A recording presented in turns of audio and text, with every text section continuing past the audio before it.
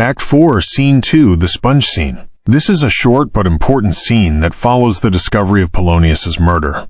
It focuses on Hamlet's cunning and his contempt for his former friends, Rosencrantz and Guildenstern. Scene 2. Another room in the castle. Enter Hamlet.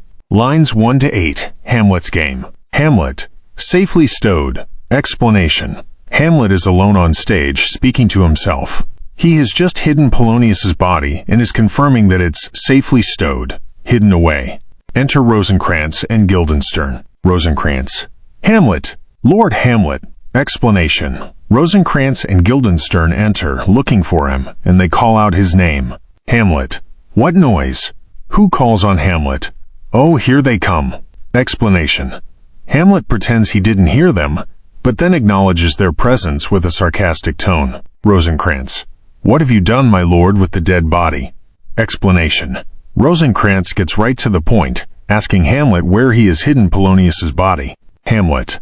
Compounded it with dust, whereto 'tis kin.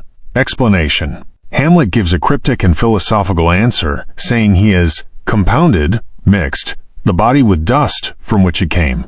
This is a witty, almost morbid way of saying the body is being returned to the earth. Lines 9 to 33. The sponge metaphor. Rosencrantz. Tell us where 'tis, that we may take it thence, and bear it to the chapel. Explanation. Rosencrantz, still trying to get a straight answer, says they need the body to take it to the chapel for burial. Hamlet. Do not believe it. Explanation. Hamlet's response is simple but powerful. He knows they are working for Claudius, and he will not trust them. Rosencrantz. Believe what? Hamlet. That I can keep your counsel and not mine own. Besides, to be demanded of a sponge, what replication should be made by the son of a king? Explanation.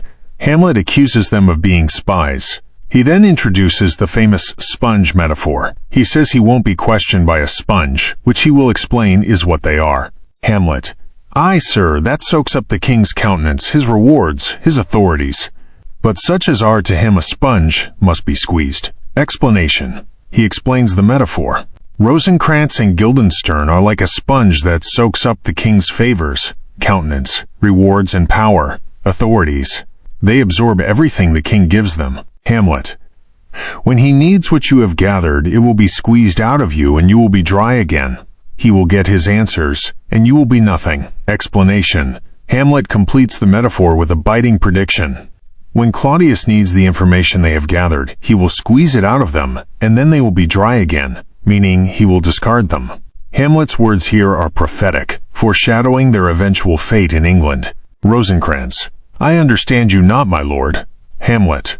I am glad of it. A knavish speech sleeps in a foolish ear. Explanation.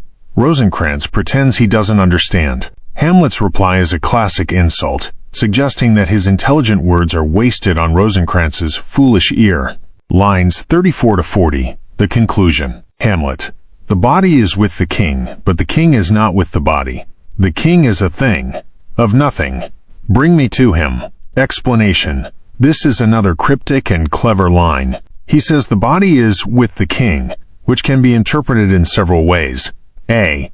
The king is responsible for the body. B. The body is symbolically with the king, as the murder will now be the king's problem. Or C.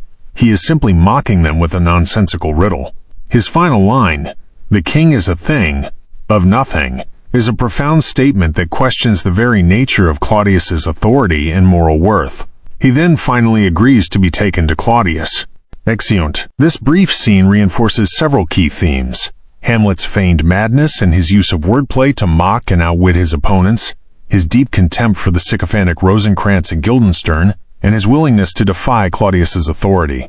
The scene serves to build tension and show that Hamlet is in full control of his faculties, despite his mad behavior.